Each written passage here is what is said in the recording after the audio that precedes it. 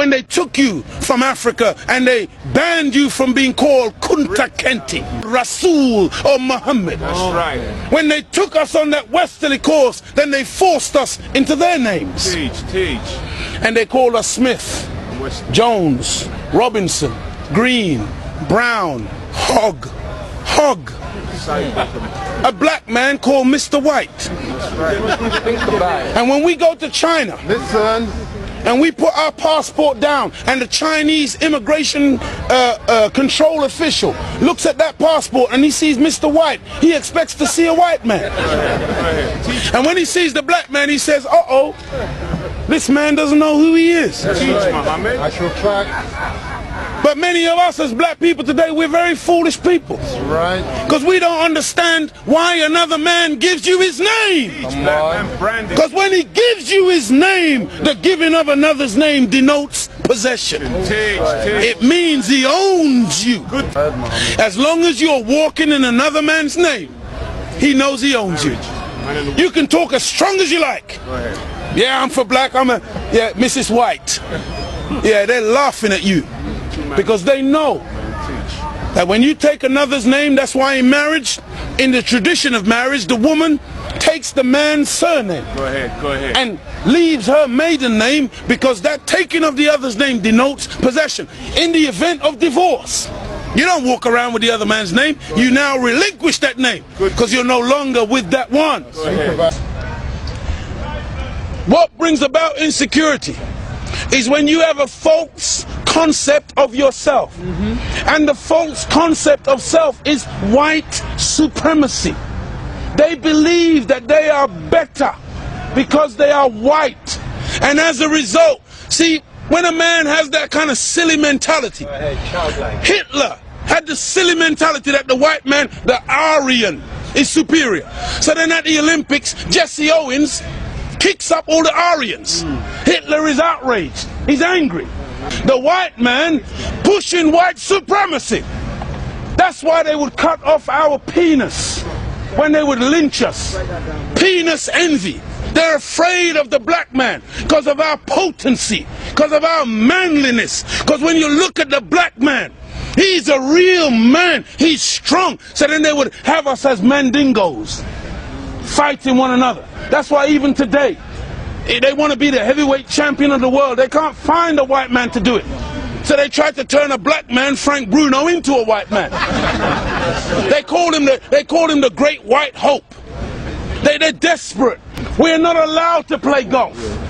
Why are we not allowed to play golf? Because we are inferior. We can't play the game. But let one black man into golf. Then all of a sudden there's a tiger in the woods. And he doesn't just play golf, he becomes the master. We're not allowed to play tennis. Let black people into tennis. We go straight to Wimbledon and win it in 1935. A black woman. Now Venus and Serena, they run out of opponents. They have to play each other. The white people cannot compete on an even playing field.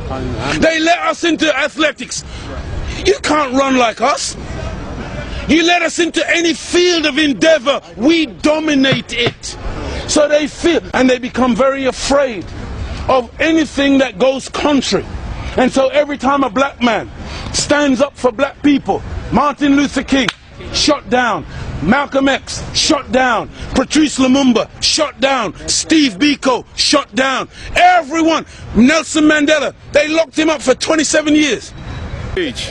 We can count back 400 years of the most brutal treatment. Look, they took my name, my language, my culture. They killed my mother, my father, denied me religion, disallowed me to read or write for over 300 years. Reduced me to the level of an animal where they branded me on my chest, branded me on my buttocks with a branding iron. And they called me 3/5 of a human being in the American Constitution. Is that the act of a human being or the act of a devil? It's for you, you answer it. we're just calling white people names. No! We're just going on the basis of what we have experienced. Black people were taught to hate ourselves. That's right. Even to this day, many of my people suffer from self-hatred. Teach, Muhammad. And you will see us trying to change our skin color. Teach, Muhammad. When I was born in the 50s, in Jamaica, they would take, you know, like my nose, the mothers would sometimes take the nose and try to squash it, to hate self, that they felt that the baby was ugly if it had thick lips and broad nose and black skin. And so this is in order to counterbalance that degree of self-hatred, there had to be a teaching given by Elijah to black people that would allow us to fall in love once again with ourselves. See, because look, I know you're a wise man, and so you must understand that I'm a baby in wisdom, but I'm not a fool. And he's saying here today that the Caucasian is in fact the oldest group on the planet. I beg to differ. Look, one of the most famous anthropologists is Professor Leakey.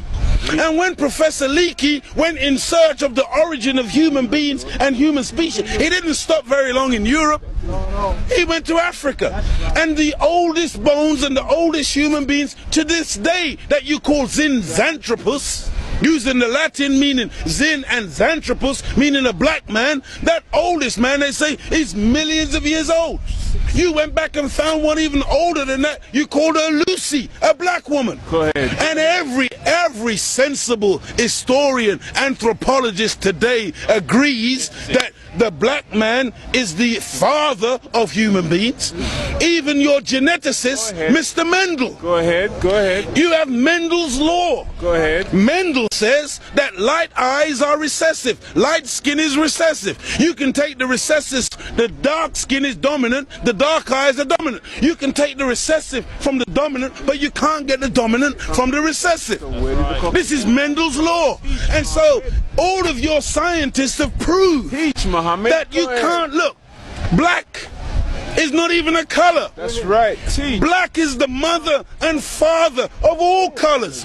And if you want a baby, even if the woman is a white woman, the baby has to come out of the triple darkness of her womb.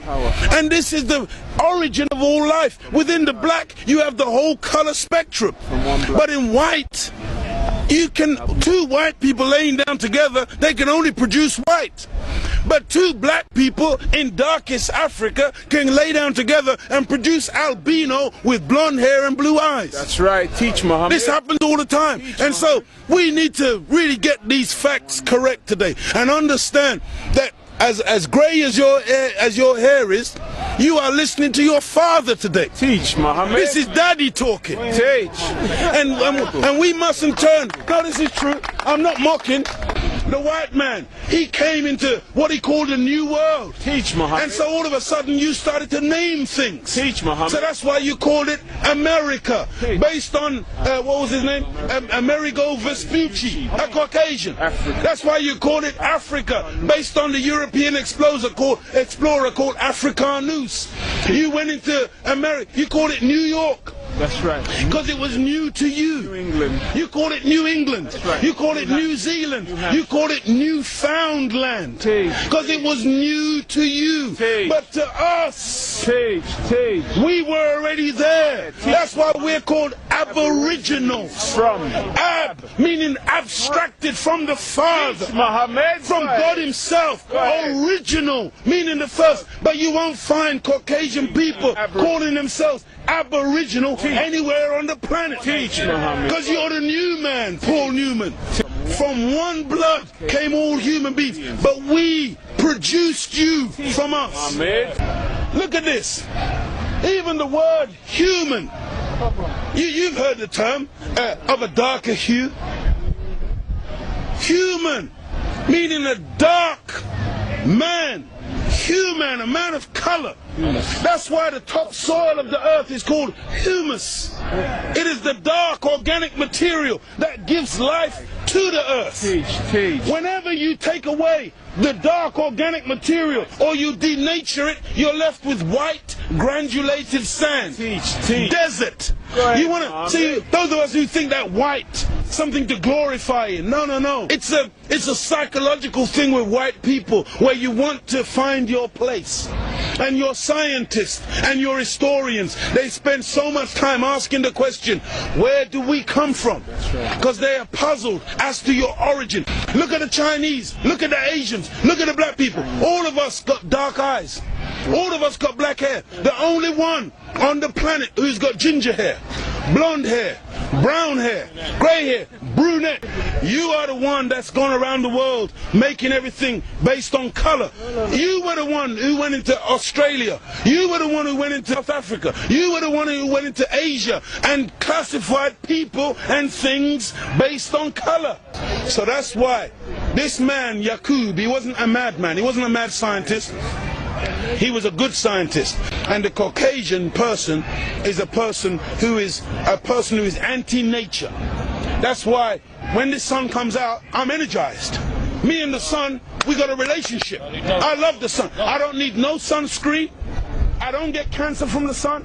Me and the sun have got a good relationship. I love it and it loves me. But white people, you got to put sunblock on. You got to hide from the sun because now you might get a little melanoma. Part of me on you, that means you're dead.